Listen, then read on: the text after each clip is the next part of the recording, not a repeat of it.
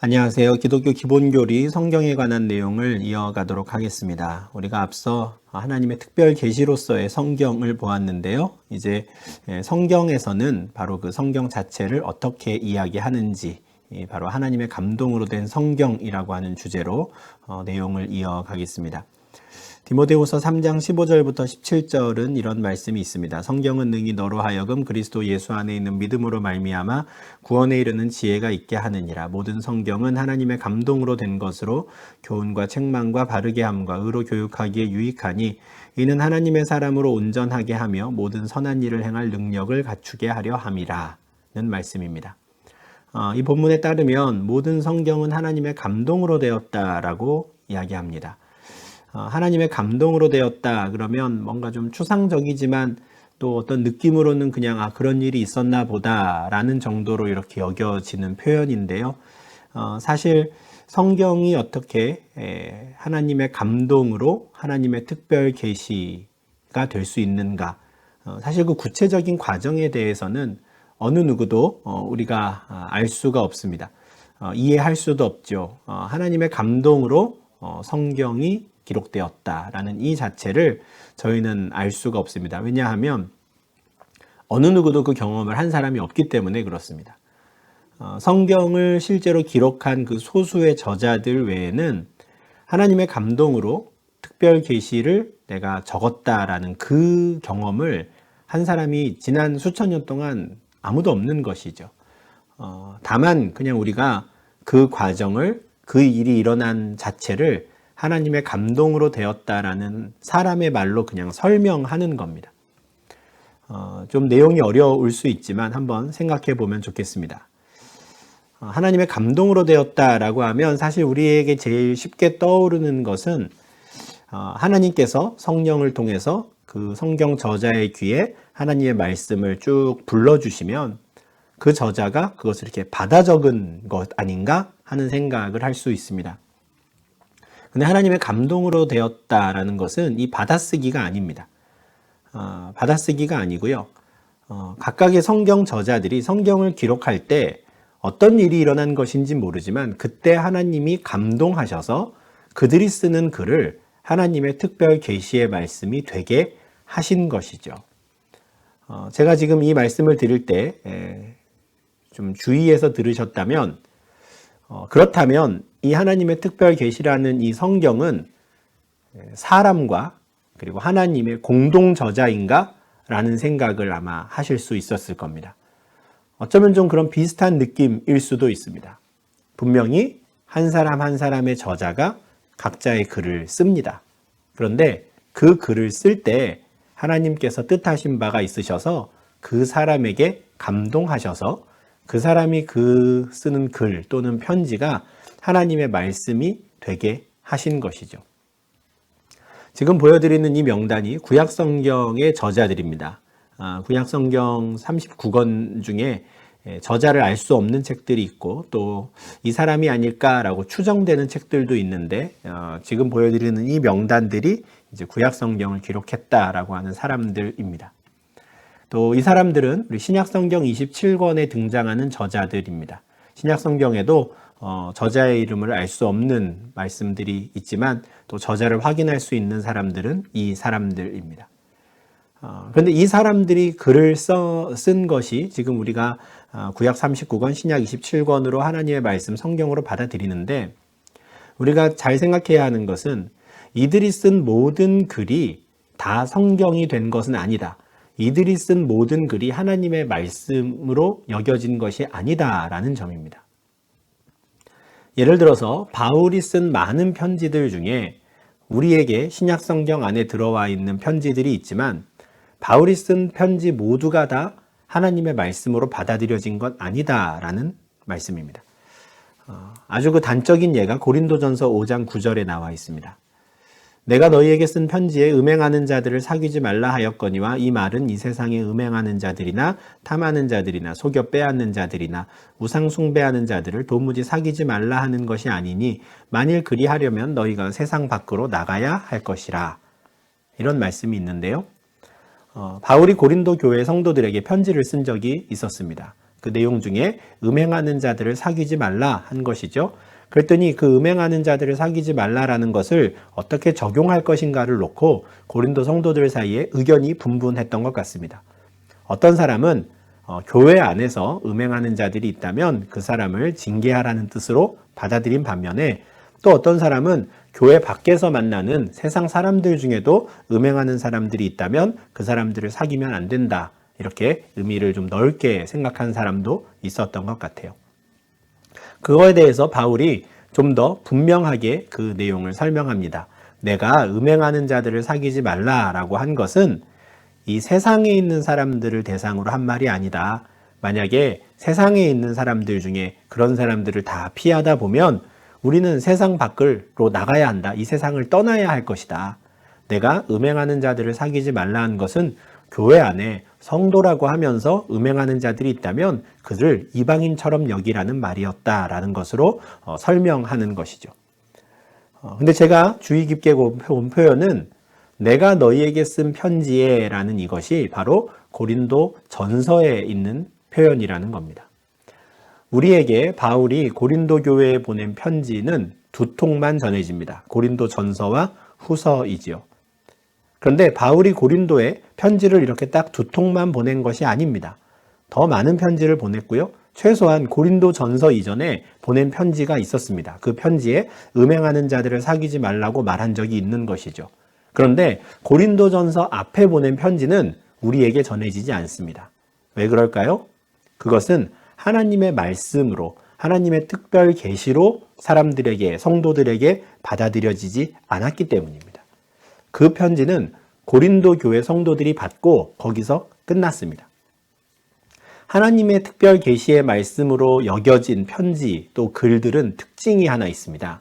그 글이 그 한 교회 또는 한 사람에게만 머물러 있지 않았다라는 겁니다.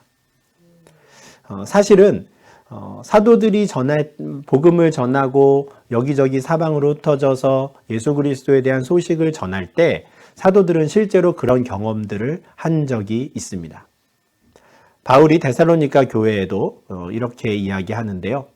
자신들이 했던 많은 이야기들 중에 사실은 대부분의 이야기는 그냥 한 사도 바울로서 어떤 한 사람 바울의 이야기로 들었을 겁니다. 그런데 바울이 예수 그리스도에 대한 소식을 전할 때, 하나님의 말씀을 전할 때에는 그 사람들이 그 말을 사람의 말로 받지 않고 하나님의 말씀으로 받았던 것이죠. 그것에 대해서 바울은 아주 감사하고 있습니다. 바울이 하는 말을 단지 사람의 말이 아니라 하나님의 말씀으로 받아들인 사람들, 그 사람들이 바로 성도가 된 것이죠. 편지도 마찬가지입니다. 말씀드렸다시피 바울을 비롯한 수많은 사도들, 수많은 제자들이 많은 편지들을 지중해 연안에 있는 여러 사람들, 많은 교회들에게 보냈습니다. 그런데 그 모든 편지들이 다 성경이라는 이름으로 우리에게 전해지는 것이 아닙니다. 많은 편지들은 그냥 그 개인이 받고 끝나거나 그 교회가 받고 끝났습니다. 근데 그 많은 편지들 가운데 이것은 분명 사도 바울이 쓴 것은 맞으나 이것은 바울의 개인의 말이 아니라 하나님의 말씀인 것 같아라고 여겨진 것, 그렇게 받아들여진 것은 그 한 교회에 머물지 않고 주변의 여러 교회들로 퍼져나갑니다. 사본이라고 하는 필사에서 또 다른 복사본을 만들어서 다른 이웃 교회들에게 전달한 것이죠. 이것은 바울이 전한 편지이지만 하나님이 우리 교회에 주신 말씀 같으니 너희도 한번 읽어봐라 라고 하며 전달해주고 전달해 주는 겁니다. 그렇게 해서 많은 사람들의 글, 많은 사람들의 편지가 오갔지만 그 중에 유독 지중해 연안에 있는 모든 교회에 다 하나님의 말씀으로 받아들여진 글, 받아들여진 편지들, 그것이 바로 신약성경 27권으로 추려지게 된 것이죠. 이처럼 사도들이나 제자들이 글을 쓰고 편지를 쓸 때 그들이 쓴 모든 글과 편지가 하나님의 말씀이 되었던 것은 아닙니다. 그리고 그 사람들이 또 이번에 작정하고 한번 하나님 말씀을 한번 적어볼까 하고 쓴 것도 아닙니다. 그들은 늘 평상시와 같이 많은 편지들을 써서 보냈습니다. 그런데 어느 편지에 한해서 또 어떤 상황에 한해서 하나님이 뜻하신 바가 있어 그 글과 그 편지를 쓸 때 그 저자에게 감동하셔서 그 글이 하나님의 특별 계시의 말씀이 되어서 전달되게 하신 것이죠. 마치 제가 이 내용을 다 아는 것처럼 말씀드리지만 그냥 이렇게 저도 설명을 드릴 뿐입니다.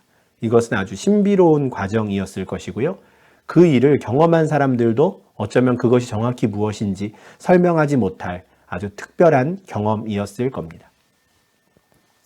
그런데 이렇게 온 지중해 연안으로 편지가 전해지고 글이 정해져서 이 신약성경 27권이 교회 안에 공인된 것은 예수님이 승천하신 이후에 100년, 200년이 지난 이후에 벌어지는 일입니다. 이 일로 인해서 많은 사람들이 처음에는 이 성경이 성경으로 받아들여지지 않았으나 나중에 교회가 그것을 확정한 이후에야 비로소 바울의 편지, 베드로의 편지가 하나님의 말씀처럼 여겨지게 되었다라고 설명하는 사람들이 있습니다. 그런데 베드로후서 3장 말씀을 보면 그렇지 않다라는 것을 알게 됩니다. 우리가 사랑하는 형제 바울도 그 받은 지혜대로 너희에게 이같이 썼고 또 그 모든 편지에도 이런 일에 관하여 말하였으되 그 중에 알기 어려운 것이 덜어 있으니 무식한 자들과 굳세지 못한 자들이 다른 성경과 같이 그것도 억지로 풀다가 스스로 멸망에 이르느니라 는 말씀이 있습니다. 베드로가 베드로후서를 통해서 권면한 내용이 있는데요. 똑같은 권면의 내용을, 비슷한 권면의 내용을 바울도 이미 너희에게 보내지 않았느냐, 쓰지 않았느냐라고 이야기하는 거예요. 그러니까 나만 이런 이야기를 하는 게 아니라 우리 형제 바울도 하나님이 주신 지혜로 너희에게 같은 글을 썼지라는 거예요. 이미 베드로가 바울의 편지의 내용을 지금 알고 있는 겁니다. 그런데 베드로가 바울의 그 편지를 어떻게 봅니까? 그것을 다른 성경과 같은 수준으로 인정합니다. 바울의 편지도 다른 성경처럼 억지로 풀다가 스스로 멸망한 사람들이 있었다라고 이야기하는 겁니다. 무슨 말입니까? 여기서 말하는 다른 성경은 구약 39권입니다. 사도들은 신약 27권이라고 하는 딱 정형화된 27권의 성경책을 갖고 있지 않았습니다. 사도들에게 있는 성경은 구약 성경밖에 없었어요. 그런데 이미 베드로도 바울의 편지를 자신이 알고 있는 그 구약 성경 39권과 같은 권위로 인정했던 것이죠. 제자들의 편지, 사도들의 편지, 그들의 글이 하나님의 특별 계시로 여겨진 것은 100년, 200년이 지난 나중의 일이 아닙니다. 그들이 서로 편지를 주고받는 가운데 이미 그들은 그 많은 편지 가운데 이것은 다른 성경과 같이 하나님께서 그를 통하여 우리에게 주신 특별 계시구나라고 여겨진 글들이 분명히 있었던 겁니다. 교회는 단지 그 오랜 시간이 지나서 그 지중해 연안에 온 교회로 이 글들이 퍼진 이후에야 이것이야말로 새롭게 하나님께서 우리에게 주신 약속의 말씀, 신약 성경이구나라고 27권을 그냥 받아들이고 인정한 것뿐입니다. 교회가 그것을 정한 게 아닌 것이죠. 그 글을 읽는 사람들은 이미 교회가 그것을 하나님 말씀으로 공인하기 전에 이미 그것을 다른 성경과 같은 권위로 하나님의 특별 계시의 말씀으로 받아들였던 겁니다. 어떻게 그것이 가능했을까? 바로 그 성경은 하나님의 감동으로 된 것이기 때문에 가능합니다. 이런 이유에서 우리는 성경을 하나님의 특별 계시 또는 하나님의 말씀으로 받아들입니다. 이것이 기독교의 기본 교리의 출발입니다. 성경은 무엇인가? 성경은 하나님의 말씀이다. 이것이 흔들릴 수 없는, 그리고 흔들려서는 안 되는 우리 믿음의 토대입니다. 성경을 아무리 많이 연구한다고 해서 하나님의 말씀이라고 그것을 인정하는 것은 아닙니다. 성경을 하나님의 말씀으로 받아들이는 것, 인정하는 것, 그것이 바로 기독교의 참된 교리, 기본 교리를 이해하는 출발입니다. 우리가 성경을 잘 받아들이고 이해한다면 그 성경을 통해 우리는 구원에 이르는 길을 알게 됩니다.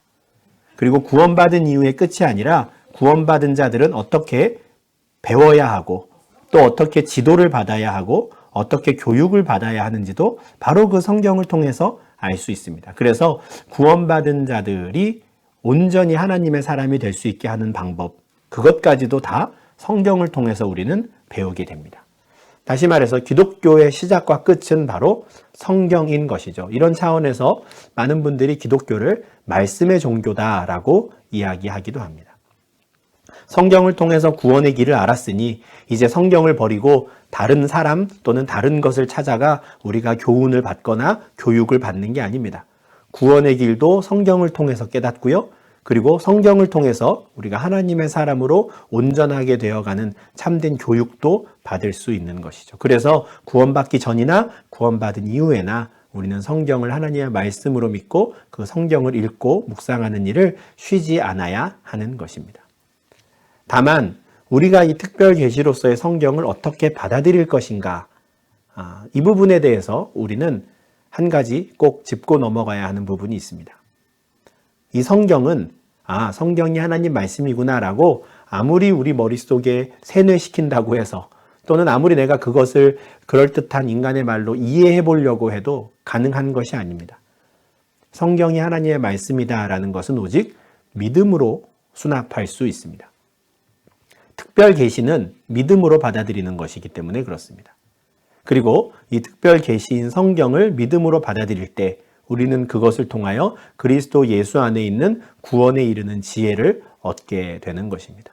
그리고 그 지혜를 얻게 된 자들이 믿음으로 말미암아 의롭게 된다라고 하는 그 복음을 받아들인 사람들이 되는 것이죠.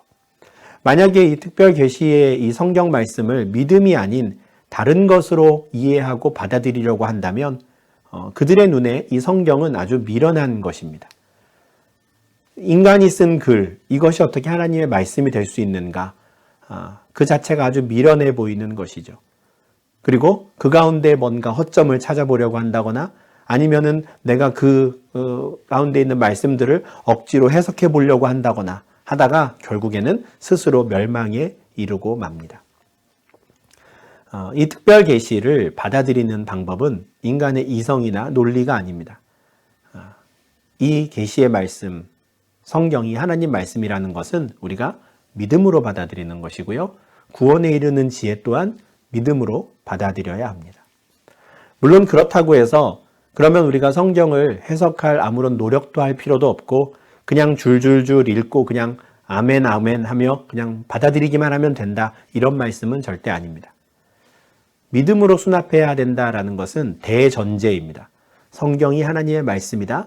인간 저자가 글을 써서 다른 이들에게 남겼지만 바로 그때 하나님께서 감동하셔서 그 글이 하나님의 말씀이 되게 하셨다라는, 이것을 어떻게 논리적으로 우리가 이해하고 받아들이겠습니까? 이것은 믿음으로 받는 것이죠. 그리고 믿음으로 받은 이후에 우리는 교훈을 받고 의로 교육을 받아야 하기에 성경 말씀을 열심히 읽고 해석해야 합니다. 우리를 향한 하나님의 뜻이 무엇인지 분별하기 위해 고민해야 하는 것이죠. 그러할 때 우리는 어떤 기준에서 성경을 해석해야 하는가 알아야 합니다. 성경 해석의 가장 첫 번째 원리는 구약 성경 39권과 신약 성경 27권 모두를 하나님의 특별 계시의 말씀으로 받아들이는 겁니다. 이렇게 당연하게 들리는 이 말씀을 드리는 이유는 초대교회 당시부터도 이미 구약 성경은 필요 없다고, 신약 성경만이 하나님의 참된 특별 계시의 말씀이라고 말하는 이단들이 있었기 때문입니다. 예수님에 대해서만 잘 알면 돼. 예수님만 알면 다른 건 몰라도 돼. 한편으로는 맞고 또 다른 한편으로는 틀린 말입니다. 맞는 것은 예수님께서 모든 구약 성경, 율법과 선지자가 말한 것들을 완성하신 분이기에 예수님을 알면 돼 라는 말이 한편으로는 맞습니다. 그러나 그것만 알아도 되고 구약은 몰라도 돼 라는 말은 틀린 것이에요. 만약에 구약 성경이 없다면 예수님은 갑자기 툭 튀어나온 어떤 한 사람 또는 한 이단의 괴수가 되어버릴 수도 있습니다. 마치 하나님의 오래 내려오던 그 특별 계시의 말씀과는 전혀 상관없는 또 다른 계시가 주어진 것처럼 생각될 수 있다는 말씀입니다. 그러나 예수 그리스도는 그런 분이 아닙니다. 그런 특별 계시가 아닌 것이죠. 구약 성경을 통해서 율법과 선지자가 오랫동안 증언하였던 것이 예수님을 통해 완성되었고, 예수님이야말로 참된 하나님의 특별 계시구나라는 것은 구약 성경을 통해서 우리가 확인할 수 있는 겁니다.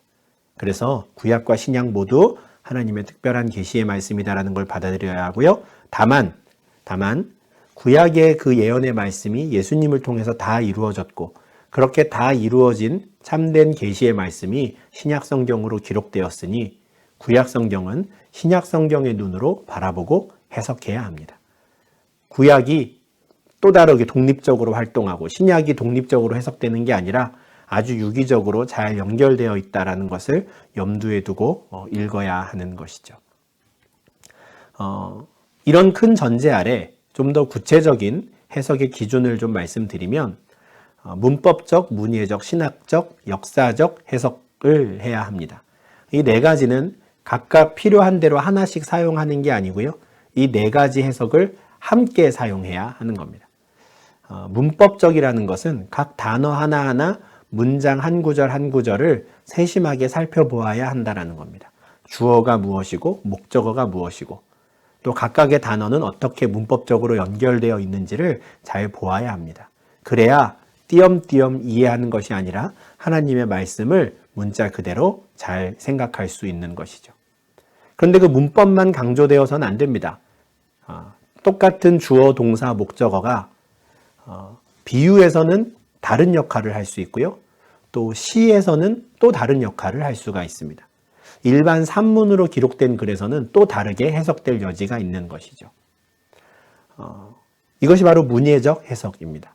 각각의 그 본문이 가지고 있는 장르가 무엇인지를 함께 염두에 두어야 한다라는 말씀입니다. 이것이 중요한 이유를 한번 예를 들어 설명해 드리면요. 신천지에서는 각 단어가 가지고 있는 어떤 상징적인 의미를 아주 중요하게 생각합니다. 그런데 이들의 문제가 뭐냐면 그 문법적 해석에 매달린 나머지 장르를 무시하는 겁니다. 그래서 예수님의 비유의 말씀 가운데 밭에 뿌려진 씨는 하나님의 말씀이다라고 하셨잖아요. 그래서 성경에 나오는 모든 이 씨라는 단어를 하나님의 말씀으로 해석하는 겁니다. 잘못된 해석이죠. 그죠? 그것은 어디까지나 비유상 그렇게 사용하신 겁니다. 구약에서 씨라는 단어는 아브라함의 씨, 그럼 무엇입니까? 아브라함의 말씀이 아닙니다. 아브라함의 후손들을 의미하는 것이죠. 그죠? 이처럼 상황에 따라서, 장르에 따라서 같은 단어가 다른 의미로 얼마든지 쓰일 수 있습니다. 그렇기 때문에 문법적 해석과 아울러서 문예적 해석을 함께 염두에 두어야 합니다. 그런데 이 글자의 형태 또는 글의 형태에만 매달려서는 안 되고요. 신학적 해석이 반드시 가미되어야 합니다. 신학적이라는 것은 그 단락 안에서만 찾는 신학적 내용이 아니고 성경 전체가 말하는 신학적인 내용, 우리가 앞으로 살펴볼 기독교의 기본 교리와 같은 내용입니다. 교리 공부를 해야 되는 이유가 바로 이것이죠. 성경이 말하는 전체적인 신학적인 틀을 알고 각각의 본문을 보아야 합니다. 왜냐하면 전반적인 큰 틀에 대한 이해가 있지 않고서는 때로는 해당 본문이 다른 본문과 충돌되는 것을 가르치는 것처럼 여겨질 때가 있기 때문에 그렇습니다. 어떤 본문에서는 하나님이 모든 사람을 구원하신다고 했는데 또 어떤 본문에서는 그렇지 않다고 말하는 것 같은 서로 상반되는 이야기를 하는 것처럼 보이는 본문들이 있습니다. 많죠. 이것을 각각 어떻게 이해할 것인가? 이것은 성경 전체를 아우르는 신학적인 해석의 눈으로 또 들여다볼 수 있어야 합니다. 그래야 어느 한쪽으로 치우치지 않고 균형 있는 해석과 설명을 할 수 있는 것이죠. 이와 아울러서 또 다른 기준이 있는데요. 바로 역사적 해석입니다. 신학적 해석을 교리적 해석이라고 하면 역사적 해석은 교리적 해석을 보완하는 아주 중요한 경계가 됩니다. 예를 들어 아까 신천지 말씀을 드렸는데요. 신천지도 자신들이 가지고 있는 신학적 교리가 있습니다. 전체 교리의 틀에서 문단들과 문법적인 내용들을 다루지요. 그런데 우리는 그들을 이단이라고 부릅니다.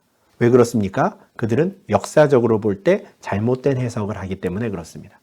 교리의 문제로만 접근을 하면 옳고 그름을 따질 수가 없습니다. 저들도 저들의 교리이고요. 우리도 우리의 교리이죠. 다만 무엇이 옳은가 그른가는 역사적인 맥락에서 보는 겁니다. 이것이 바로 역사적 해석인데요.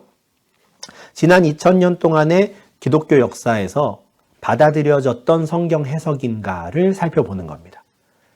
만약에 지금까지와는 전혀 다른, 한 번도 시도되지 않은 어떤 성경 해석이 등장한다면 그것은 당장 우리 눈에 볼 때는 굉장히 매력적일 수 있고, 또는 그동안 아무도 몰랐던 것을 깨달은 것 같은 통찰력 있는 것처럼 받아들여질 수도 있지만, 사실 그것은 잘못된 틀린 해석일 가능성이 더 많습니다. 왜냐하면 지난 2000년 동안 하나님께서 감추고 감추셨다가 이제 와서 우리에게 알려주실 성경의 참된 의미라는 것은 없기 때문에 그렇습니다. 하나님께서 그렇게 하실 이유가 없지요. 제자들을 통해서 하신 그 말씀들이 전달되는 것, 그것으로 충분합니다. 그러니 역사적으로 타당한 해석인가, 교회 안에 받아들여졌던 해석인가를 살펴보는 것은 아주 중요합니다. 이처럼 구약과 신약 모두 하나님의 특별 계시의 말씀으로 받아들이며, 아울러 성경 한 구절 한 구절, 한 단어 한 단어를 세심하게 살피고, 또 각각의 이 문맥과 장르에서 이것을 어떻게 해석해야 하는지를 고민하며, 그리고 성경 전체적인 신학적인 틀, 그리고 교회 역사적인 틀에서는 이 해당 본문들이 어떻게 해석되어 왔는가를 함께 살피는 것, 이것이 바로 참된 성경의 해석 방법입니다. 마지막으로 성경의 권위에 대해서 말씀드리고 성경에 관한 주제를 마무리하면 좋겠는데요. 지금 보여드리는 이 내용은 로마 가톨릭 교회에서 1545년에 발표한 내용입니다. 나는인데 교황의 발표죠. 나는 동일한 교회에 속한 사도적이며 교회적인 유전들과 다른 모든 의무조항들과 규범들을 확고하게 인정하고 수용한다. 나는 성경의 진실한 의미와 해석을 판단하는 직무를 감당하는 우리의 거룩한 어머니인 교회가 붙들어 왔으며 붙들고 있는 바대로 성경을 받아들인다는 발표입니다. 공식적인 발표인데요. 이 내용을 보면 성경을 바르게 해석할 수 있는 권한은 오직 우리의 거룩한 어머니인 교회에 있다라고 선포합니다. 지금 우리가 생각하면 맞는 말 같지만 여기서 말하는 교회는 좀 더 엄밀히 말하면 로마 교황청이고요. 더 엄밀히 말하면 교황입니다. 교황청만이, 교황만이 성경을 바르게 해석할 수 있는 유일한 권한이 있다라고 말하는 거예요. 그리고 그 교황, 그리고 교황청의 결정에 따라서, 해석에 따라서 성경이 해석되어져서 만들어진 많은 규범들이 있습니다. 교회적인 유전들이 있고요. 성도들이 지켜야 하는 의무 조항들이 있는데 그것은 성경과 동등한 권위를 갖는다라는 발표입니다. 이 발표는 지금까지도 유효합니다. 그렇기 때문에 로마 가톨릭 교회는 성경이 최고의 권위를 갖지 않습니다. 성경은 교황에 의해서, 교황청에 의해서 해석되어질 때 비로소 의미가 있습니다. 달리 말하면 성경보다 교회가, 성경보다 교황이 신학적으로 더 큰 권위를 갖는다라고 말하는 것이죠. 그렇기 때문에 교회가 결정한 유전들, 의무 조항들이 성경과 같은 정도의 효력과 권위를 갖는다는 말입니다. 이들이 이런 주장을 하는 이유가 있습니다. 앞서 성경이, 신약 성경 27권이 하나님의 말씀으로 받아들여진 그 과정에 대해서 잠깐 말씀을 드렸는데요. 로마 가톨릭 교회에서는 예수님이 승천하신 이후에 100년, 200년이 지나서 신약 성경 27권을 확정한 것이 교회다라는 것을 아주 강조합니다. 교회가 그것을 하나님 말씀으로 인정했기에 그것이 성경이 되었다는 것이죠. 그러니 성경을 확정한 것이 교회이니 교회는 성경보다 더 큰 권위를 갖는다라고 설명하는 겁니다. 그러나 역사적인 흐름을 보면 그것은 옳지 않습니다. 말씀드린 대로 교회가, 공의회가 신약 성경을 27권으로 규정하기 전에 이미 어떻습니까? 지중해 연안에 있던 수많은 초대 교회들이 그냥 그것을 하나님 말씀으로 받아들이고 있었습니다. 교회가, 공의회가 한 일은 그냥 그것을 확인한 것뿐이에요. 설왕설래하는 내용들을 교회가 판단하고 결정한 게 아닌 겁니다. 이미 잘 받아들여지고 있는 것을 그냥 확인시켜준 것, 그것이 그냥 교회의 역할인 것뿐입니다. 그러니 성경은 스스로가 특별 계시인 것을 이미 다 드러내셨고요. 성경이 오히려 교회를 세워갔던 것을 통해서 성경이야말로 교회보다 위에 있는 권위다라는 것을 드러냈습니다. 이 순서를 잘못 잡고 있는 것이죠. 루터가 위텐베르크 대성당에 95개조 반박문을 붙이고 이때부터 시작된 종교 개혁은 사실 성경의 권위를 회복한 순간이라고 말할 수 있습니다. 그동안 로마 가톨릭에게만 있었던 그 성경 해석의 권한이 이제는 사람들에게 주어진 것이죠. 이것이 바로 만인 제사장입니다. 교황만이 아니라 신부만이 아니라 하나님의 백성들이라면 성령께서 그들과 함께 하셔서 성경을 깨닫게 하신다라는 것이 종교개혁자들에 의해서 가르쳐지게 되었고 전해지게 된 것이죠. 그래서 종교개혁 이후에 지금 우리가 알고 있는 개신교의 여러 교단들이 생겼습니다. 루터파, 개혁파, 성공회, 성결교, 감리교, 침례교. 사실은 우리도 좀 하나 되면 좋겠다라고 생각하시는 분들이 많을 텐데요. 사실은 이렇게 개신교의 다양한 많은 교단들이 생긴 것은 성경 해석 권한을 누군가가 독점하지 않았기 때문입니다. 많은 사람들이, 각각의 사람들이 성령께서 인도하시는 대로 성경을 읽고 이해하기 시작했고 그 각각의 사람들의 문화 또는 사회적인 배경에 따라서 강조점이 조금씩 달라지게 됐습니다. 그리고 그렇게 달라진 강조점에 따라서 루터파, 개혁파, 성공회, 성결교, 감리교, 침례교가 나타난 것이죠. 그렇지만 우리는 이 각각의 교단들을 서로 이단이라고 정죄하지 않습니다. 왜 그렇습니까? 앞서 말씀드린 4가지 성경 해석의 원리 중에 역사적 해석이 있었지요. 지난 2000년 동안 교회가 받아들여 왔던, 타당하다고 여겨왔던 성경의 해석 범위 안에 있는 교단들이기 때문에 그렇습니다.